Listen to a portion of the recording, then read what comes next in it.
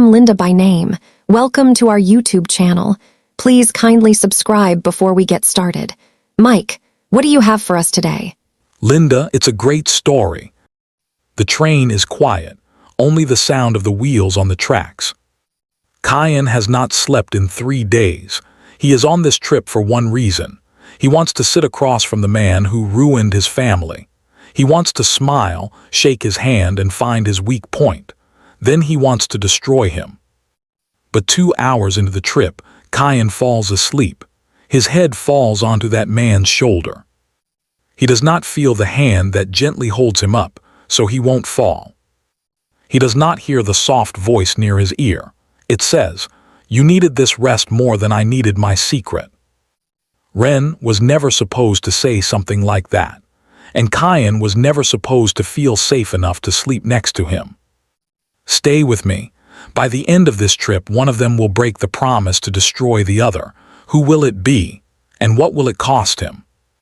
Kaien Voss stood at the edge of the train platform before the sun was even fully up. His hands were in his coat pockets. His jaw was tight. He had not slept, not really, not in 3 days. He kept thinking about his father, about the night everything changed. Kaien was 19 that winter. He remembers the sound of the front door closing too hard. He remembers his father sitting at the kitchen table, staring at nothing, a stack of papers in front of him that he never explained. He remembers his mother not speaking for a week. Something had been signed away, something big. Half of everything the Voss family owned gone in one meeting to people Kaien had never even met. His father never said the name, sorry out loud, without his hands curling into fists. 3 years later, his father was dying in a hospital bed, skin pale against white sheets, and he grabbed Kaien's wrist with more strength than a dying man should have had. He said one thing, just one. Never trust sorry, take back what's ours. Kaien held onto those words like they were the only thing keeping him standing. For 6 years, he built his life around them. He learned everything about the company that took what was his. He studied their ships, their routes, their board meetings, their weak points. He built his own company back up, piece by piece, meeting by meeting, sleepless night by sleepless night, until he had enough power to sit across a table from the people who broke his family. He learned almost everything about the sorry company. Except for one thing, the man who ran it now. Ren Sorry.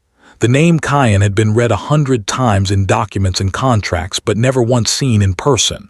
No interviews, no photos at events. Some people said he was shy. Some said he was hiding something. Kaien didn't care which one it was. He just wanted to sit across from him and finally see the face of the man responsible for everything he'd lost. So when the invitation came, a private negotiation, 3 days on a train away from lawyers and cameras, Kaien didn't hesitate. His advisors told him not to go. They said it felt like a trap. Kaien didn't listen. He wanted this. He needed this. He stepped onto the train alone, dressed in black. His coat buttoned all the way up even though the morning was warm.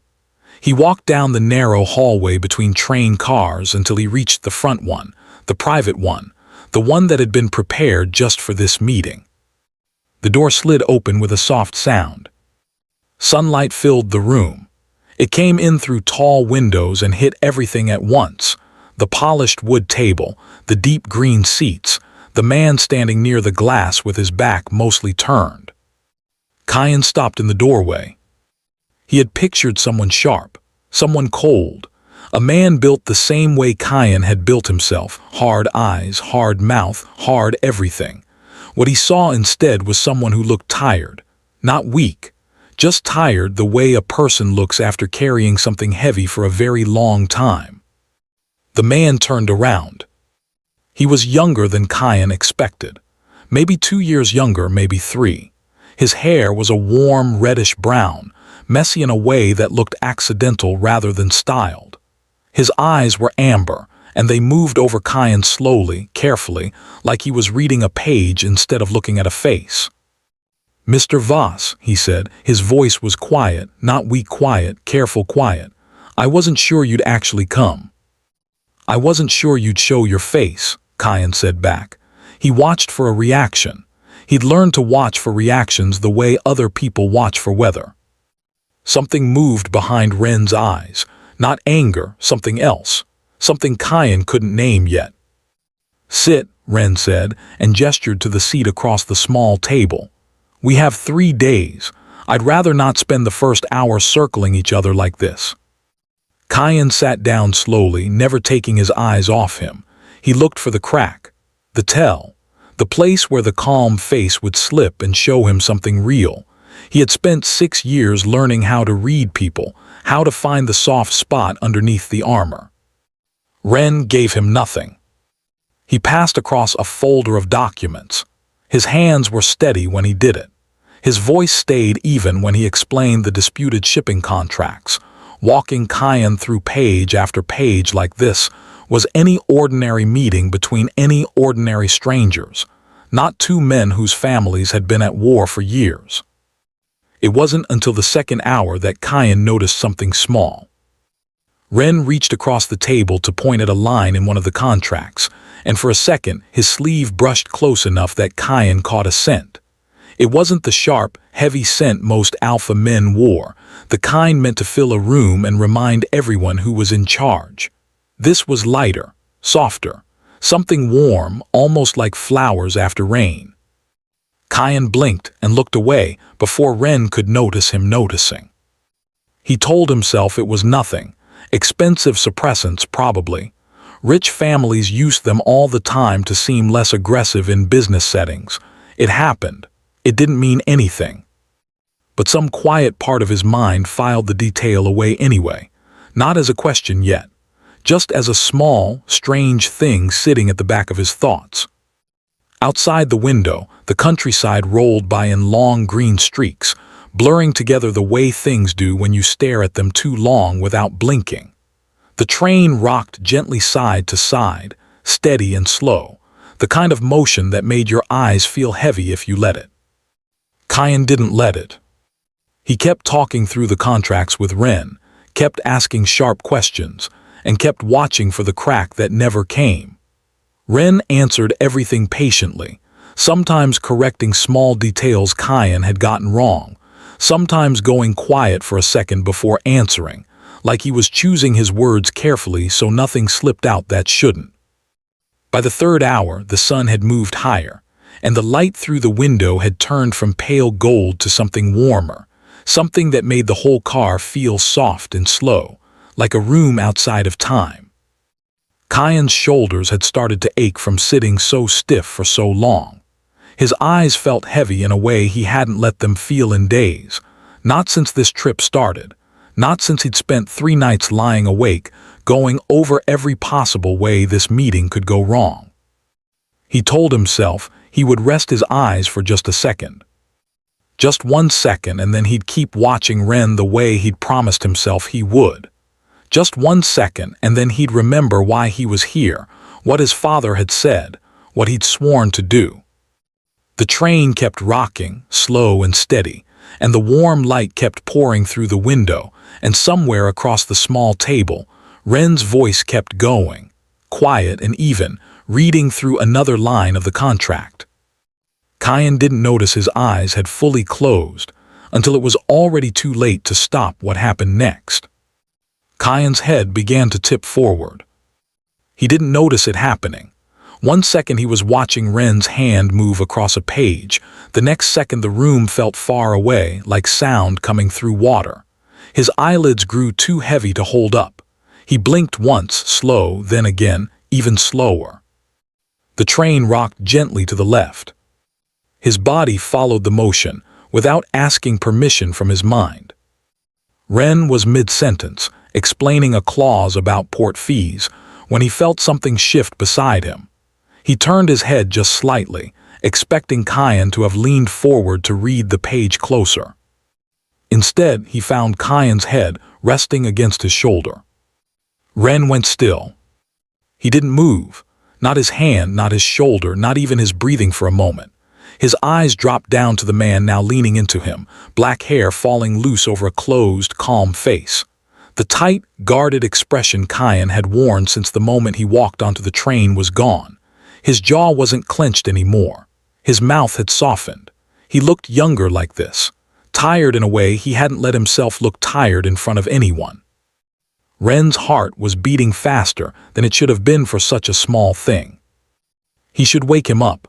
That was the obvious answer. Clear his throat, shift his shoulder, say his name loud enough to startle him back into that guarded posture. That would be the safe thing, the smart thing.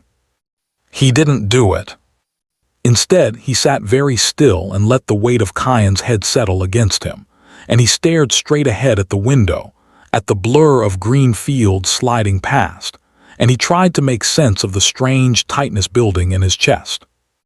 This man hated him, or hated his family at least, which was close enough to the same thing. Ren had read the file on Kaien Voss before this trip.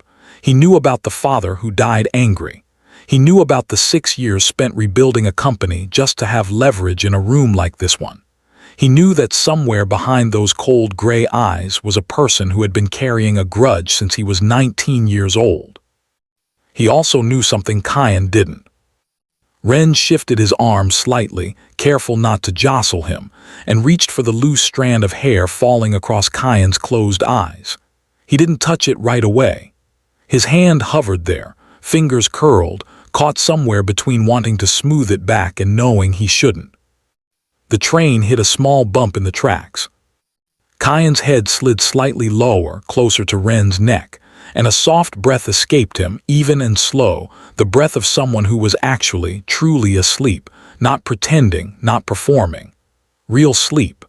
The kind that only comes when a body has been pushed past its limit and finally gives out. Ren swallowed hard. He should have moved away. He told himself that 3 more times, and 3 more times he didn't. Outside, the sky had shifted from pale morning gold to a brighter, harder white, the kind of light that meant midday was close. The countryside had changed too, fields giving way to low hills, hills giving way to the edge of a forest that pressed close against the tracks on both sides. The train began to slow. Ren noticed it first. A change in the rhythm under his feet, the steady clack of the wheels stretching out longer between each beat. He frowned slightly and looked toward the window, watching the trees outside crawl past instead of blur. Then the train stopped completely. Not at a station, not anywhere that looked like it belonged on a schedule. Just trees on one side and more trees on the other, sunlight cutting down through the branches in long straight lines. A voice came over the speaker somewhere near the ceiling, calm but apologetic, explaining that there was a mechanical issue with the engine, that repair crews had already been called, that passengers should remain in their cars until further notice. It could be a few hours. It might be longer. Kaien didn't stir through any of it.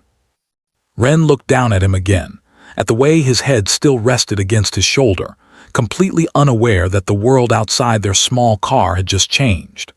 Whatever this trip was supposed to be, 3 days of tense, careful negotiation, ending with both of them walking away no closer than when they started, that plan had just quietly broken apart somewhere in a forest with no name. They were stuck here now.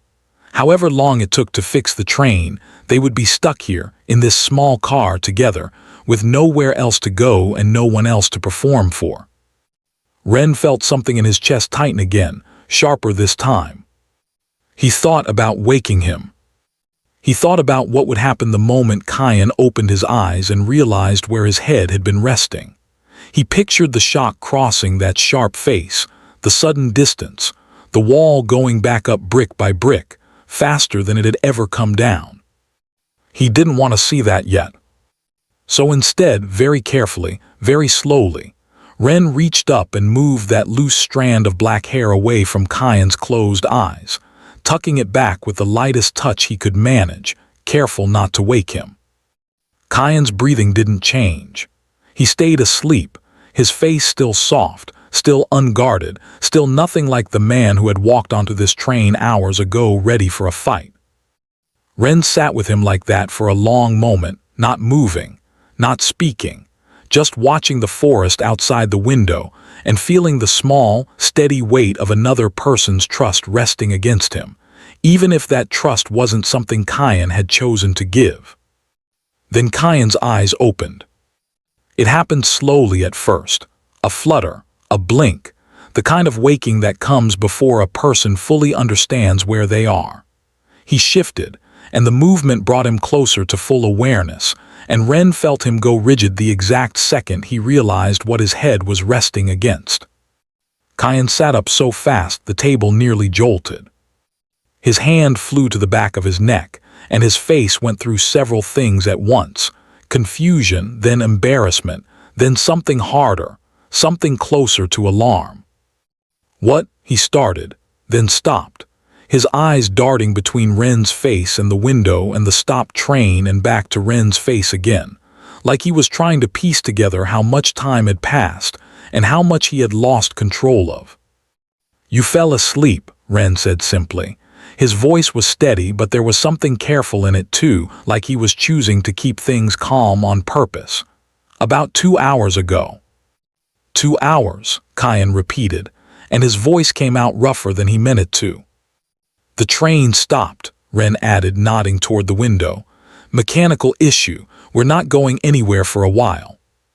Kaien's jaw tightened. He looked down at his own hands, then at the small space between himself and Ren, as if trying to calculate exactly how close he had let himself get without meaning to. "You should have woken me," he said. "I thought about it," Ren said. He wasn't looking away, even though Kaien clearly wanted him to. "You looked like you needed the rest more than I needed my shoulder back." Kaien didn't have a response for that. Not right away. He sat there, spine straight again, guard already climbing back into place across his face, but something had shifted, something small and quiet that neither of them said out loud. He had let his guard down, in front of the one person he had promised himself he never would. And Ren had let him. Outside the window, the forest stretched on in every direction, sunlight falling in long gold lines through the leaves, and somewhere far off, the sound of a repair crew's tools echoed faintly against the trees. Neither of them moved to put more distance between them. Kaien opened his mouth to say something else, something sharp, something meant to rebuild the wall that had just cracked. But before the words came out, his eyes caught on something he hadn't noticed before, something at the edge of Ren's collar where his shirt had shifted slightly out of place during the last 2 hours. A mark, small, faint, right at the base of his neck. Kaien's whole body went still, because he knew exactly what that mark meant, and it meant that everything he thought he knew about the man sitting across from him was wrong. Kaien didn't move. His eyes stayed locked on that small mark at the edge of Ren's collar, and something cold spread through his chest, slow and heavy, like water filling a room with no way out. "What is that?" he said. It wasn't really a question. His voice had gone flat. Ren's hand moved to his collar without thinking, pulling the fabric back into place, but it was too late. He knew it was too late. He could see it in the way Kaien's jaw had locked, the way his gray eyes had narrowed into something sharp and searching. "It's nothing," Ren said. "Don't," Kaien said. "Don't do that. I know what a bonding mark looks like. I know what it means when someone hides their scent under suppressants strong enough to fool a room full of alphas." He leaned forward slightly, and his voice dropped lower, harder. "You're not an alpha." Ren didn't answer right away. The silence stretched out between them, filled only by the faint sound of wind moving through the trees outside and the distant clang of tools from the repair crew somewhere down the tracks. "No," Ren said finally, "I'm not." Kaien sat back like he'd been struck. His mind was already racing backward, through every meeting, every contract, every rumor about a reclusive sorry heir who never showed his face in public. It all made sense now, in the worst possible way. An Omega running one of the largest shipping companies in the country would never be taken seriously. Not by rivals, not by the board, not by men like Kaien's own father, who had spent his whole life believing Omegas belonged nowhere near boardrooms. You've been lying since the day you took over that company, Kaien said. I've been surviving, Ren said, and for the first time, something sharp came into his voice too. Do you know what happens to an Omega who tries to run a company like mine? Do you know how fast the board would have removed me the second they found out? I didn't have the luxury of choosing honesty over keeping my family's business alive. Your family's business, Kaien repeated, and the words came out bitter. The same family business that destroyed mine. Something flickered across Ren's face. Not anger, something closer to pain. You don't actually know what happened 6 years ago, Ren said quietly. Not really. You've spent this whole time believing a story you were never given the full version of. My father told me everything I needed to know. Your father was told what my uncle wanted him to hear, Ren said. I was 17 when that deal happened, Kaien. I wasn't running anything. I wasn't even allowed in the room. Kaien's jaw tightened, but he didn't say anything. Something in Ren's voice had shifted, gone lower, rougher, like he was pulling up a memory he'd buried a long time ago. My uncle ran the company until I turned 21, Ren went on. He made that deal with your father, not me. I found out about it after it was already signed, after your father had already lost half of everything, after there was nothing left for me to do but watch it happen from the sidelines because I was still a minor according to the company charter. That doesn't change what happened, Kaien said, but his voice had lost some of its edge. No, Ren agreed. It doesn't, but it changes who's responsible for it. The train car felt smaller suddenly, the air between them thick with everything unsaid. Kaien stared at him, searching for the lie, the trick, the angle he was sure had to be there somewhere. He'd spent 6 years building a story in his head where the man across from him was the villain, calculated and cold, hiding behind a company built on his family's ruin. He hadn't built a story where that man was 17 years old and powerless while it all happened. Why did you invite me here? Kaien asked. If none of it was your doing, why go through all of this? Ren looked down at the scattered papers on the table, at the shipping contracts they'd spent the morning reviewing before everything else fell apart. Because I've spent 5 years quietly trying to fix what my uncle did, he said. Rerouting profits back through channels your company wouldn't notice, delaying board decisions that would have hurt you further, making sure nothing worse happened while I figured out how to actually undo it without exposing what I am to people who would use it against me.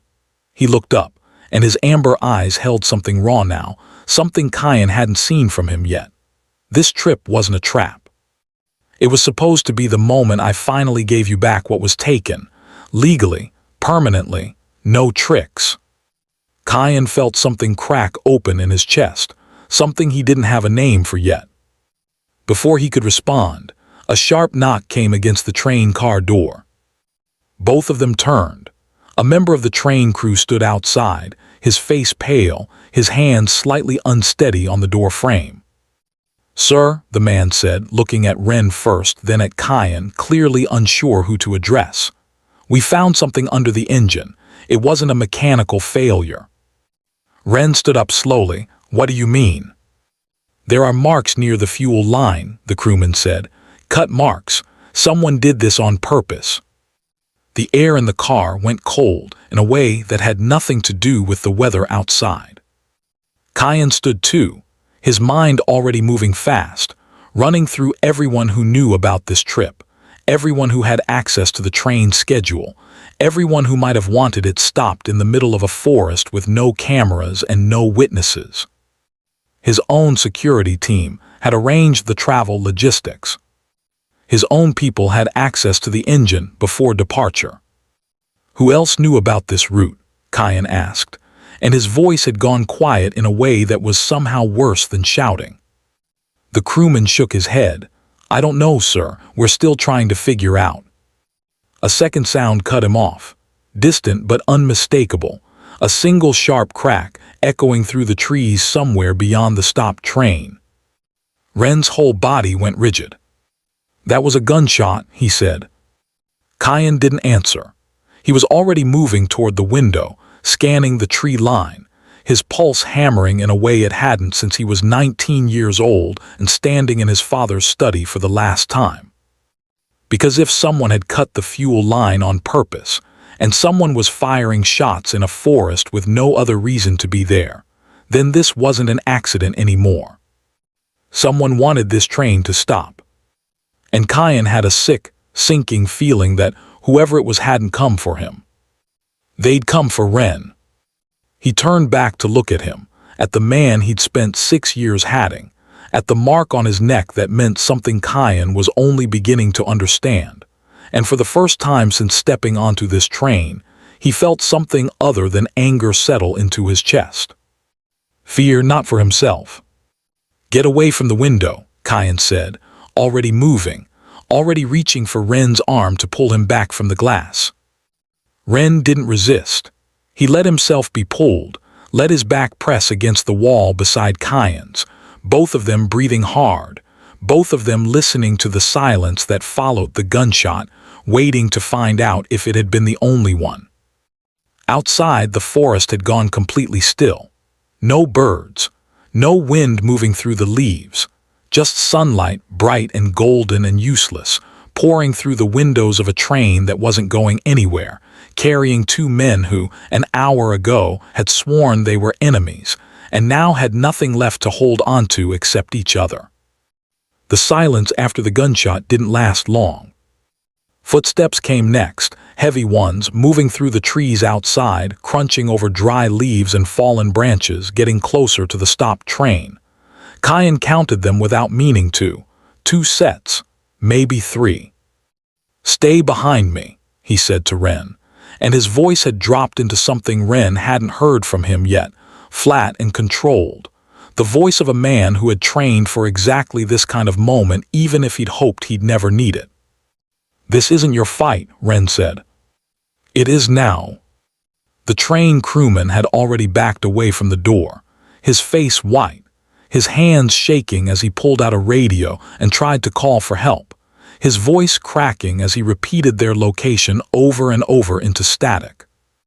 Kaien moved toward the front of the car, positioning himself between the door and Ren, his eyes scanning for anything he could use.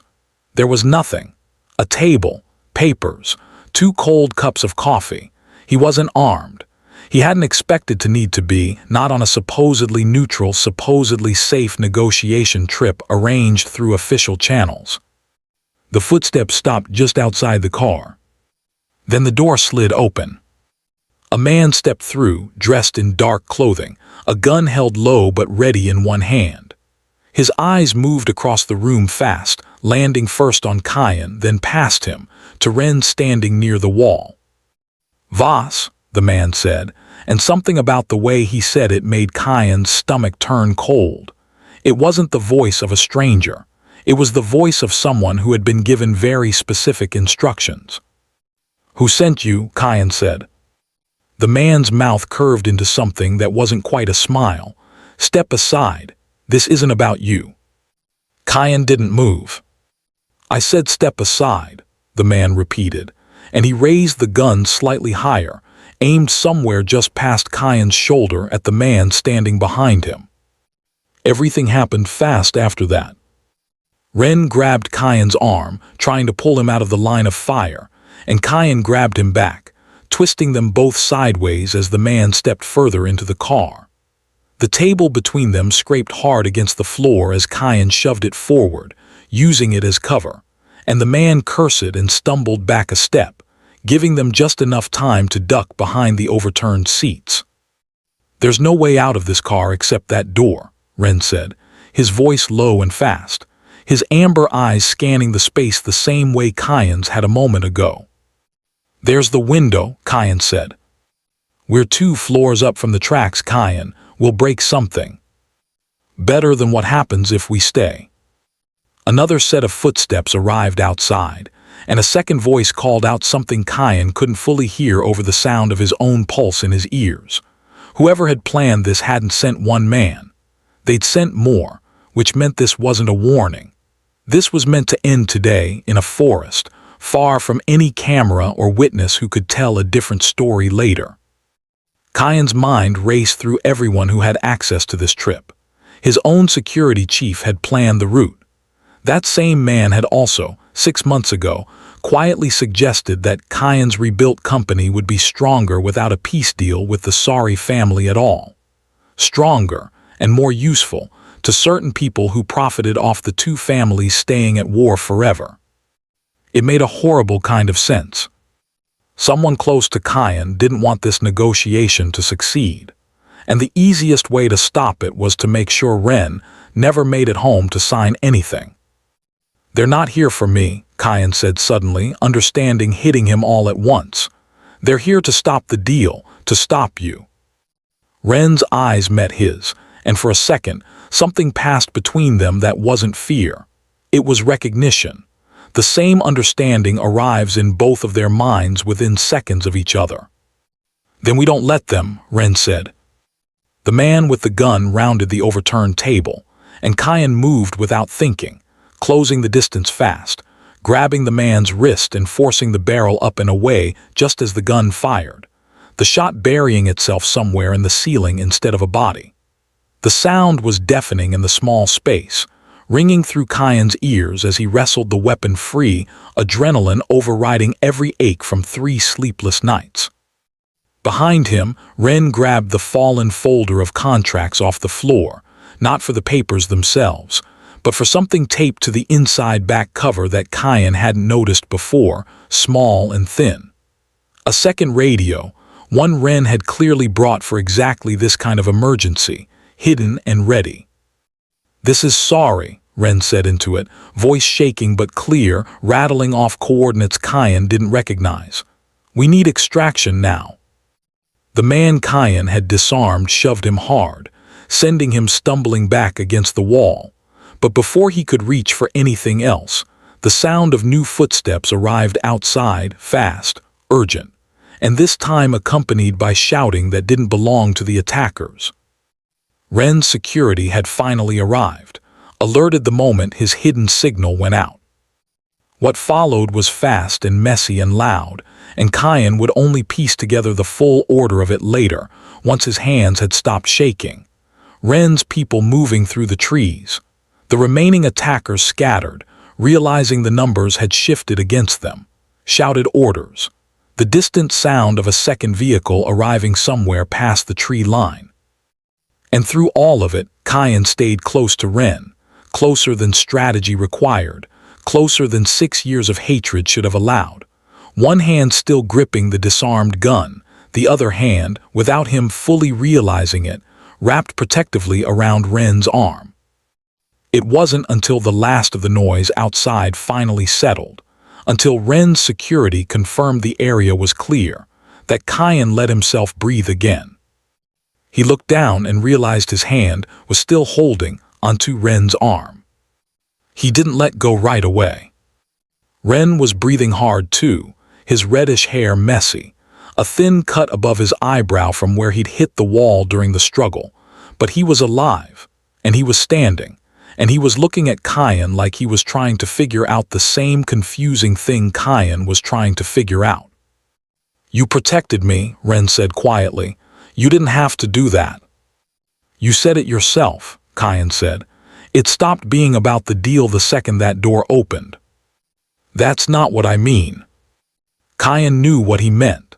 He just didn't have an answer ready for it, not one that made sense with everything he'd believed for 6 years, not one that fit neatly next to his father's dying words or the grudge he'd built his entire life around. Somewhere outside, sunlight was breaking fully through the trees now, the earlier tension in the air giving way to something calmer, something almost unreal after everything that had just happened.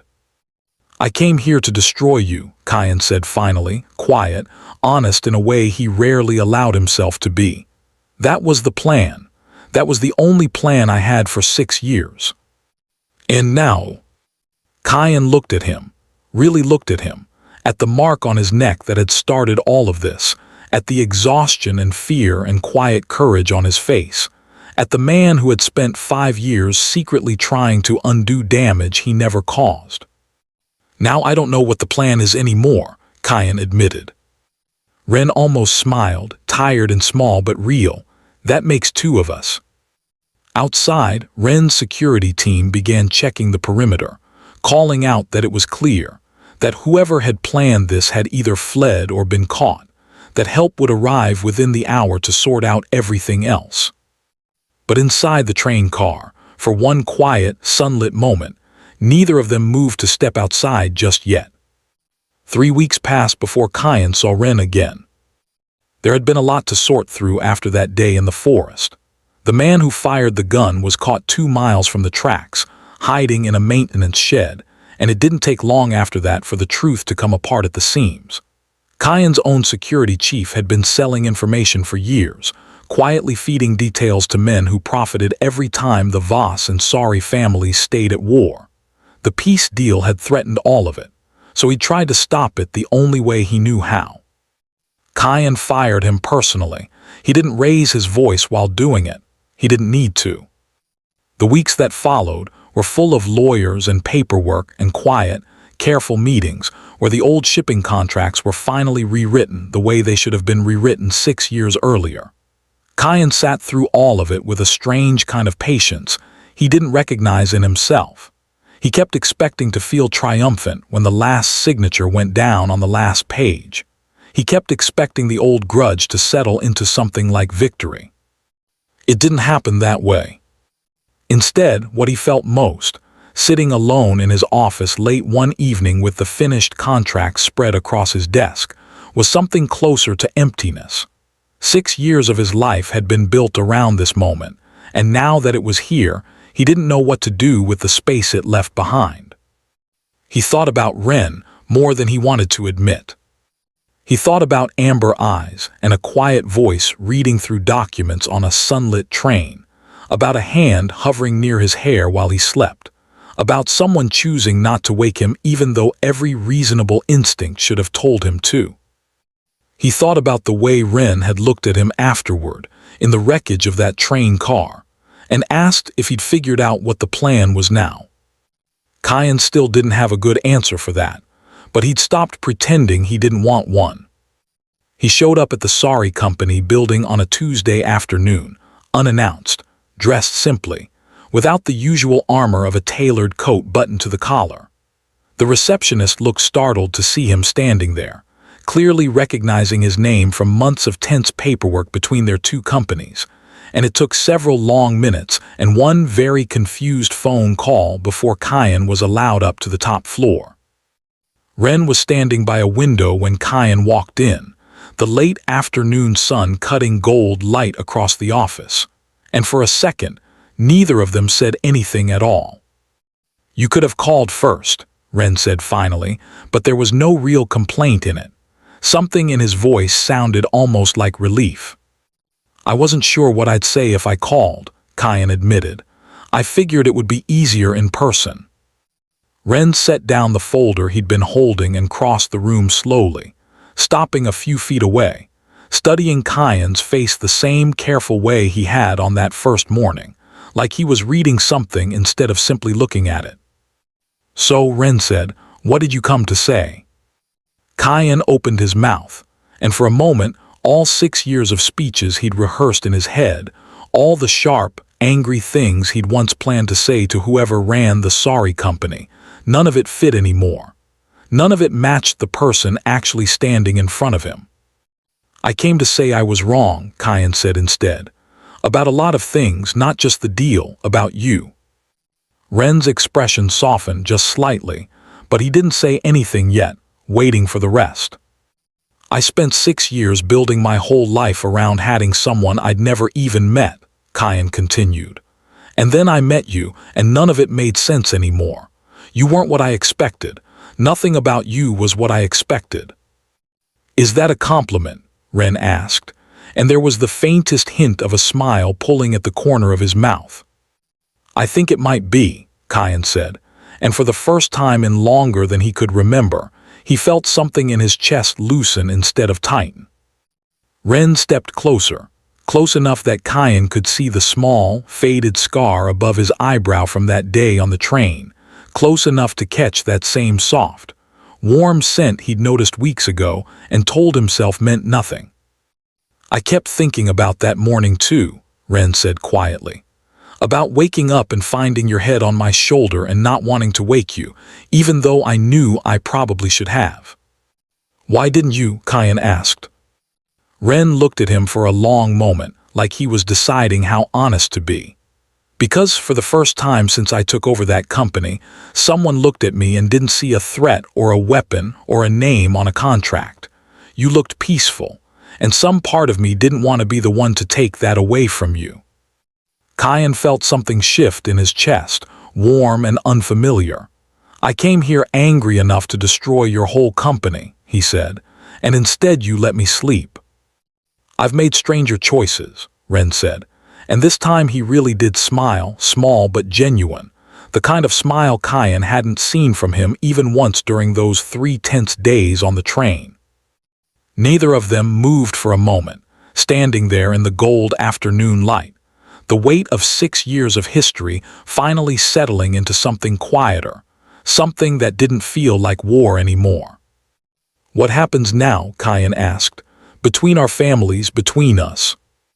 Ren considered the question seriously, the way he considered everything. "The contracts are signed. The company is fair again. That part's finished." He paused. "But I don't think I want this to be finished. Not completely." "No," Kaien agreed, surprising himself with how easily the word came out. "Neither do I." Ren reached out slowly, the same careful way he'd reached for that loose strand of hair weeks ago, and this time Kaien didn't stay asleep and unaware. This time he was wide awake, watching Ren's hand come closer, and he didn't pull away. Ren's fingers brushed against the side of his face, light and uncertain, like he half expected Kaien to step back even now. Kaien didn't. "For what it's worth," Kaien said quietly, "you were right. I did need that rest more than you needed your shoulder back." Ren laughed, soft and surprised, like the sound had caught him off guard. "I'll remember that, next time you fall asleep on me." "Is there going to be one next time?" "I'm hoping there will be a lot of next time," Ren said, and this time there was nothing careful or hidden in his voice at all. Outside the window, the sun continued its slow drop toward the skyline, painting the office in warm amber light that matched the color of Ren's eyes almost exactly. 6 years of grief and fury had led Kaien here, to this room, to this quiet moment. He never could have predicted the day his father died, gripping his wrist and begging him to take back what was lost. His father had wanted him to destroy the sorry family. Instead, Kaien found himself standing close enough to feel Ren's steady breathing, close enough to see every small detail of the face he'd once sworn to hate, and for the first time since he was 19 years old, the weight he'd been carrying for 6 years finally, quietly, set itself down. Some things, it turned out, weren't meant to be destroyed at all. Some things were meant to be found. Lesson from this story: the people we're taught to see as enemies often carry burdens we never bothered to ask about. And real strength sometimes means choosing understanding over the grudge we were handed.